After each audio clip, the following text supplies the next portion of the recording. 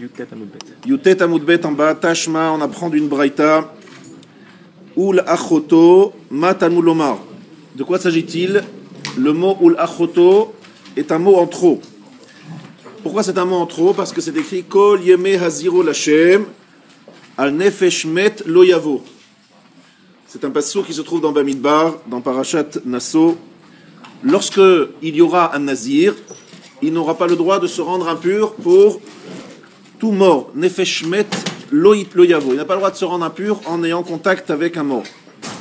Et après c'est écrit dans un deuxième passouk, les aviv, les imo, les achiv ou la choto lo itama lahem.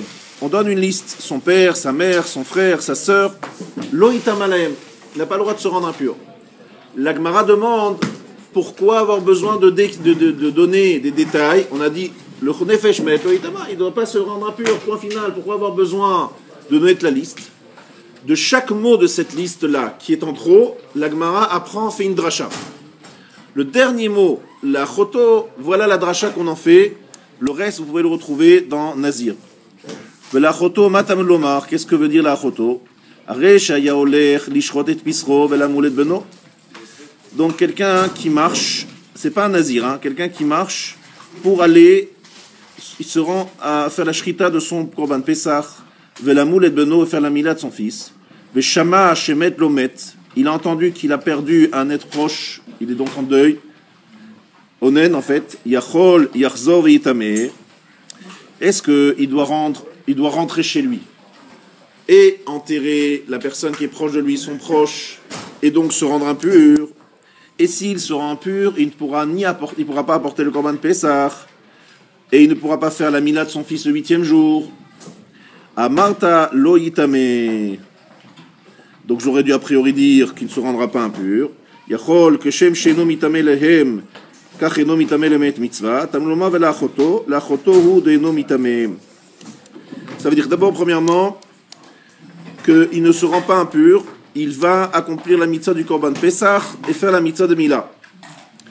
Maintenant, j'aurais pu croire de la même façon que tu dis que l'obligation de faire la mitzvah du korban Pesach et de faire la Mila repousse, est plus forte que l'interdiction, que la mitzvah d'accompagner son proche pour l'enterrer, parce que c'est qu'il y a une mitzvah d'être mélavé, d'accompagner quelqu'un, surtout quelqu'un de la famille, et qui est mort, il faut s'en occuper. Eh bien, on nous dit que plus grande est la mitzvah de korban Pesach, plus grande est la mitzvah de Mila. Il faut qu'il fasse d'abord son korban Pesach, la Mila. Après, ce sera trop tard, hein, il aura raté, parce qu'on l'aura déjà enterré, son proche. Mais il vaut mieux l'une plutôt que l'autre. Il faut savoir que la mitzvah de korban Pesach et de Mila, ce sont des mitzvot sur lesquelles il y a chiyuv karet. Si on n'accomplit pas la mitzvah de korban Pesach, eh bien, on est transgresse, on est passif, de la peine du karet, alors qui est absolument exceptionnel dans une mitzvah positive. Et pour la Mila, en fait, on parle de la Mila de sa propre Mila, pas la Mila de son fils, mais comme la Mila, il y a une grande importance à la Brit Mila. La preuve, c'est que si quelqu'un ne se fait pas la Brit Mila, il est chayav karet, donc c'est quelque chose d'extraordinaire, exceptionnel. Il faut faire le korban Pesach, il faut faire la Mila de son fils, et ne pas rentrer pour enterrer quelqu'un qui est proche de lui. J'aurais pu croire que Shem Sheno Mitamelem, Kacheno Mitamelem et Mitzvah. J'aurais pu croire que c'est la même chose pour un Met Mitzvah. Je trouve un mort dans la rue. Personne s'occupe de lui pour l'enterrer. Met Mitzvah. Il y a une mitzvah d'enterrer un mort dont personne ne s'occupe. J'aurais pu croire que pour celui-là aussi, je ne dois pas me rendre impur. Talmud Omar vela choto. La choto doeno mitame. Aval mitamehu lichvod le Met Mitzvah. C'est sûr qu'il faut se rendre impur pour un Met Mitzvah qui personne ne l'enterre. Donc qu'est-ce que c'est Kvod Hamet? C'est Kvod Abriot. Kvod Hamet, c'est enterrer un mort, c'est le donner au ré à mort. C'est Kvod Abriot. Et donc on voit que ça repousse la mitzvah de faire la Mila de son fils et de faire la mitzvah de Korban Pesach.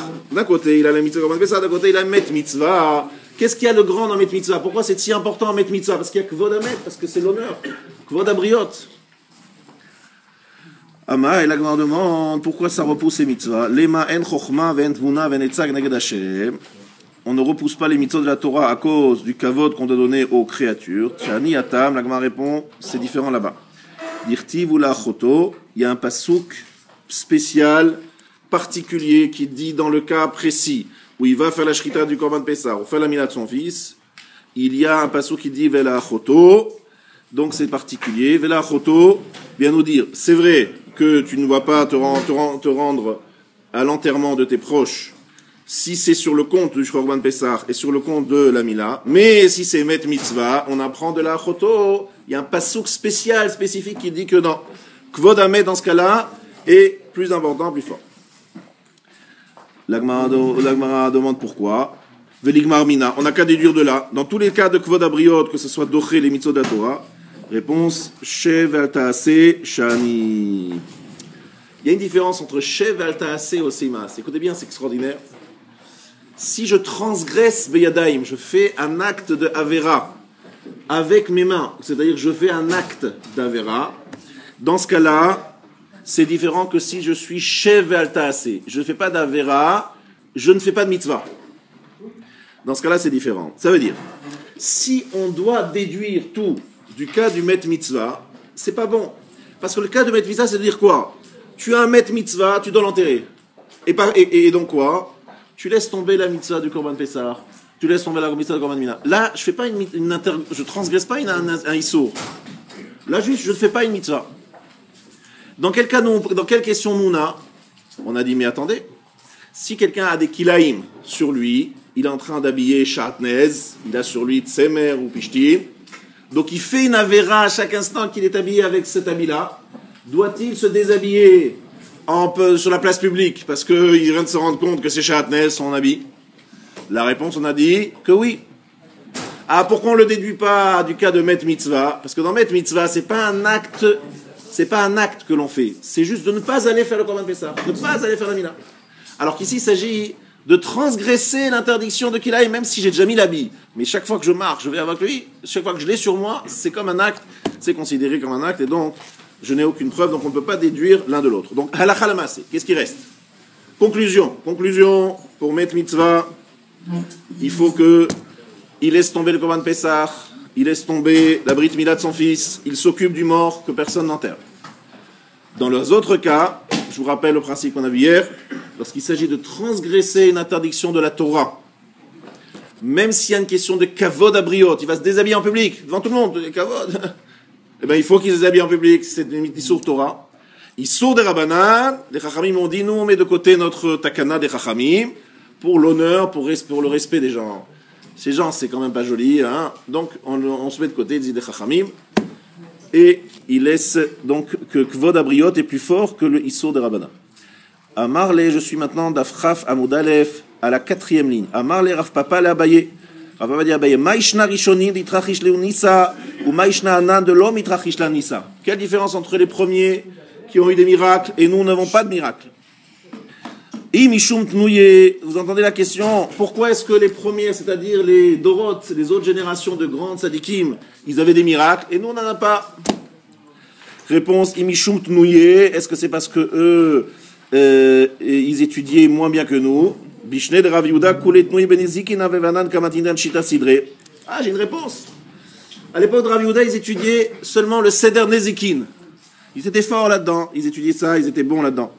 Mais donc c'est pour ça que tout l'enseignement, c'est tout le shiurim était sur Baba Kama, Baba Metsia, Baba Batra, c'est-à-dire le Seder Nezikin. Ve'anan, Kamatnindan Shita Sidre, par contre, dans le Bet Midrash chez nous, on enseigne les Shishes Darim, on étudie toute la Torah. Donc on est plus fort, on est meilleur. Donc ne me dites pas que c'est parce que eux, ils étudiaient plus que nous. La preuve, c'est que nous, on étudie plus qu'eux. La preuve, nous, on enseignait tout la Torah, Kula, et ils enseignaient que Nezikin.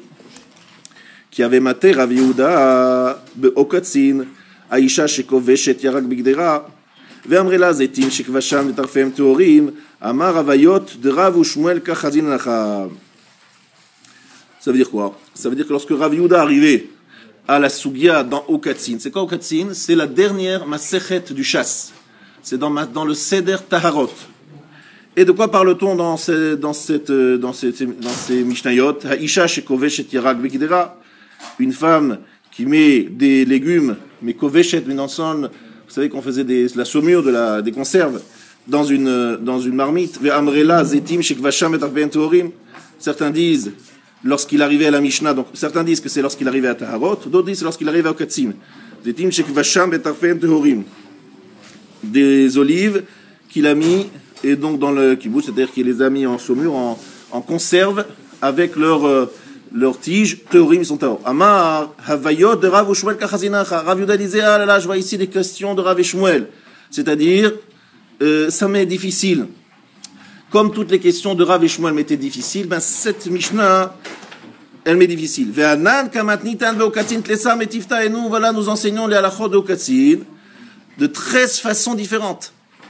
Ça veut dire qu'il est en train de prouver que sa génération à lui, de ce Rav qui pose la question et qui dit comment ça se fait qu'on n'a pas de miracle, elle est plus forte que les générations précédentes parce qu'ils étudient 13 fois un sujet que les autres considéraient comme difficile, et semble-t-il n'étudient même pas une fois, ou s'ils étudiaient, ils n'étaient pas capables de bien expliquer.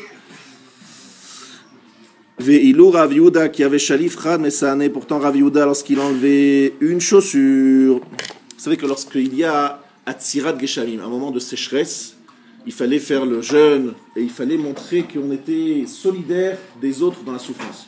Donc on avait l'habitude d'enlever les chaussures. Rav Yehuda, à peine il commençait à enlever une chaussure,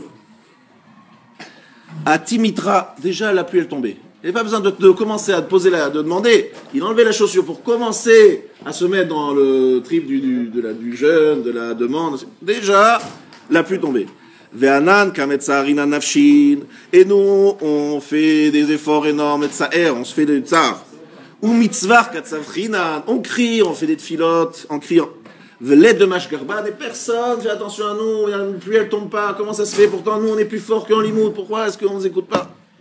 Amarle lui a dit à Bayar, papa, Kamayavu, Kamasre, Nafshayu, Akdushat Hashem, les premières générations faisaient Misirut Nefesh, le dévouement sur la sanctification au nom de Dieu.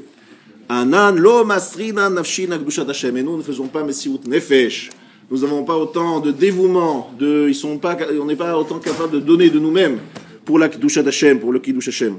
C'est pour ça qu'on n'a pas le droit au miracle. Les miracles, c'est pas fonction de la connaissance. Les miracles, c'est fonction du dévouement, de la Messirut Nefesh. Kiha de Ravada Barava, comme Ravada Barava, Chazié, Laïkoutit, Dava Levisha, Karbalta Beshuka. Ravada Barava a vu une femme non juive qui était habillée dans des habits qui étaient un petit peu voyants, un peu attirants, un peu manquant de tzniout.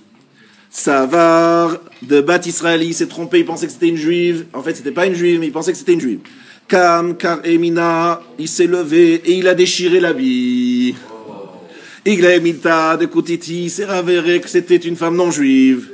Shaimoua, Kiberba Meazouzé, ils lui ont mis comme taxe. Ils lui ont dit voilà, ça vaut tant, ça vaut 400 zouz. Très grande somme. Alors, Amarla, il a dit, Ravada Barava, il dit à cette femme, Mashmer, comment tu t'appelles? Amra le Matoun. Elle est appelée, je m'appelle Matoun. Amar le Matoun, Arba Mea Zouzé Shavia. Matoun, ça ressemble à Mataim. En araméen, ça veut dire 200.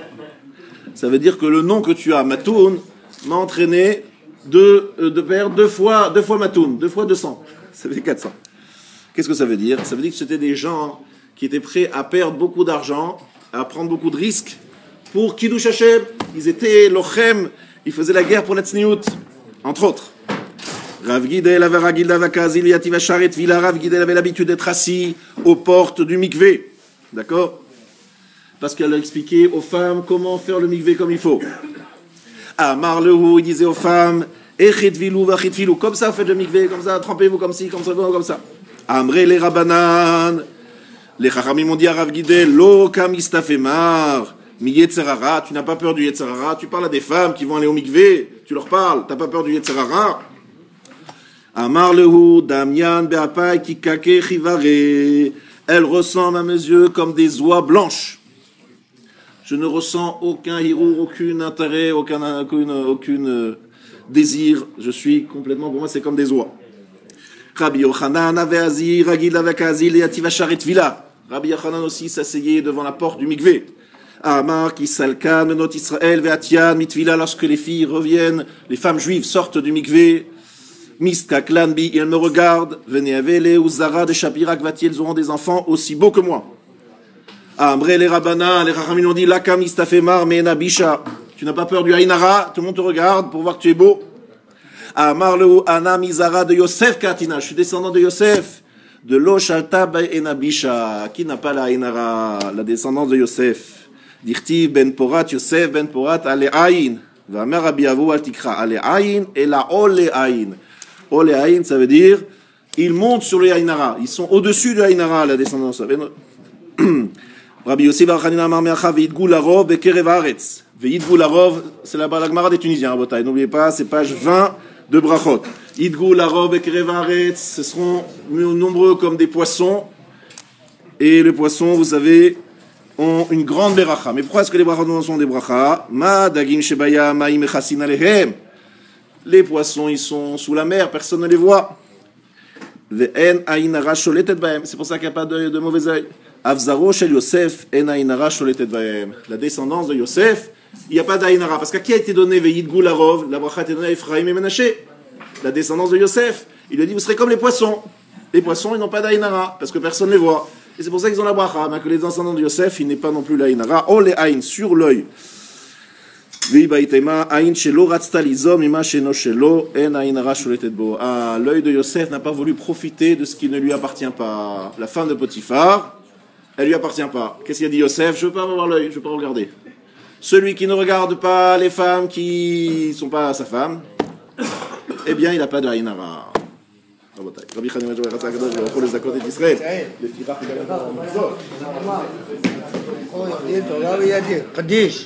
גדל וקדש שם רבה, ועמד דיברה